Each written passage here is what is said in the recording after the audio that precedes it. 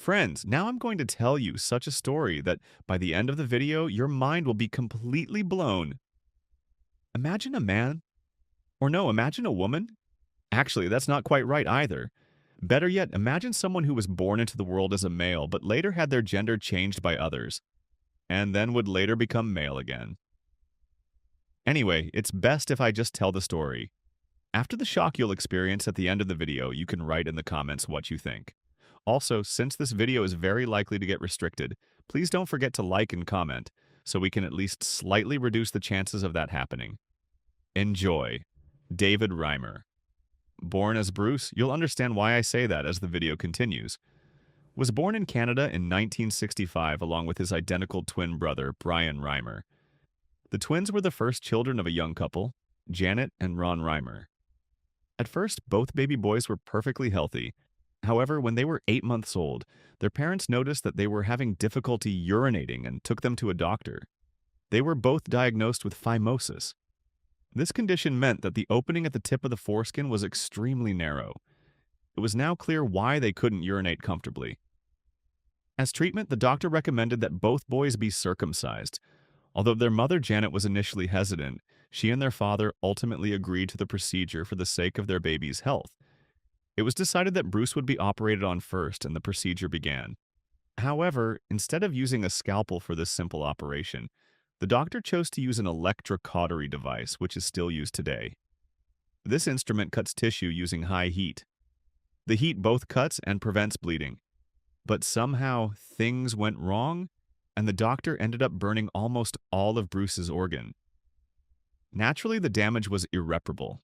The other twin, Brian, was not as unfortunate as Bruce. After witnessing the failed operation, the parents refused to let him undergo the same procedure. Over time, his phimosis resolved on its own. In this story, the one who was burned was Bruce. While Bruce's parents were desperately searching for a solution, they came across a talk on television by psychologist John Money, who had become famous for his work on gender. At the time, Money was considered one of the leading gender researchers in the United States. For Bruce's mother, this seemed like a glimmer of hope. Janet wrote a long letter to psychologist Money explaining the horrific accident her son had endured. The situation must have intrigued the doctor because she received a very quick response. Within weeks, they traveled to Johns Hopkins Hospital in Baltimore to meet him. Money believed that gender identity was a social construct and the result of upbringing. In other words, how someone was born did not matter. For this reason, he argued that it was possible to teach someone to identify differently from their biological sex. According to him, people were not born with a gender. They were taught what their gender was. He also theorized that children were gender neutral until around age 2, and that parents had a critical window he called the gender gate, during which they could behaviorally influence their child's gender identity. Pay attention, this was not proven. It was still only a theory. Money made a radical proposal to surgically reassign Bruce's sex. In essence, he suggested that Bruce be castrated and that a prosthetic female sex organ be constructed in place of the damaged organ. Additionally, the child would be raised as a girl, and the former identity would never be revealed. Although the idea seemed dangerous and dark, after some consideration, the family unfortunately agreed to the surgery. They were parents, after all. Perhaps they believed they were acting in their child's best interest, but they had no idea what awaited them. And most importantly, Bruce, of course, had no say in this surgery. The forced transition process began shortly before 1967. While the family was living through a nightmare for psychologist Money, an incredible opportunity had arisen. This operation gave him the chance to test his gender gate theory. The operation was completed successfully. Following the psychologist's advice, Bruce's name was changed to Brenda. From then on, life would continue as Brenda Reimer. In addition to the gender reassignment surgery, Brenda was given female hormones to aid bodily development. During this time, the Reimer family visited Money's office every year. This allowed the doctor to observe both twins, Brian growing up as a boy and Brenda growing up as a girl. This radical study would later become known as the John/Joan case. The twins, whom the doctor considered willing subjects, were a remarkable opportunity for him. Money recorded that Brenda was much more well-adjusted than her brother Brian.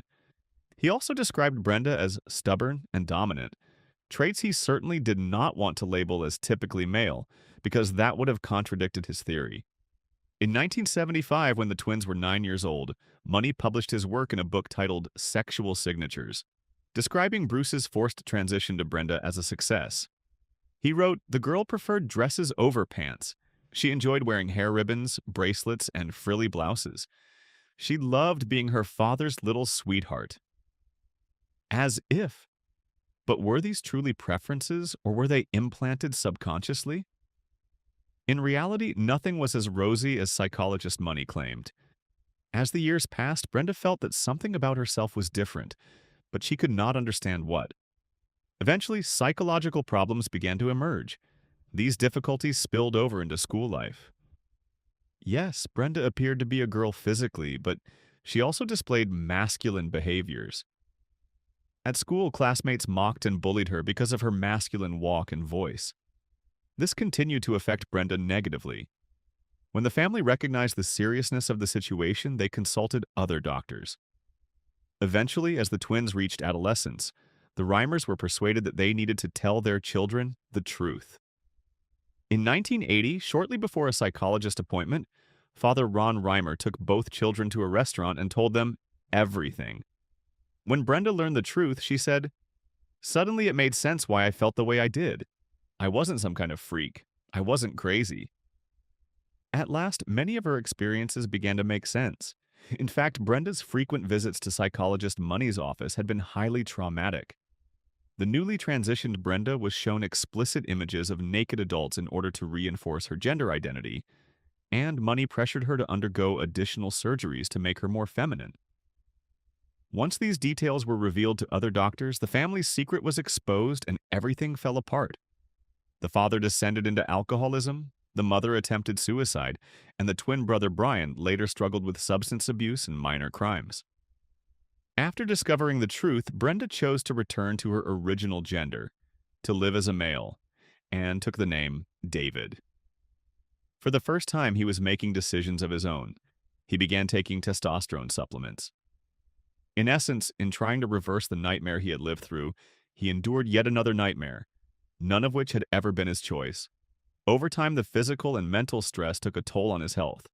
In his early 20s, David attempted suicide twice, but fortunately did not succeed. However, he entered a deep depression that would last for years. Credit where credit is due, he was incredibly strong.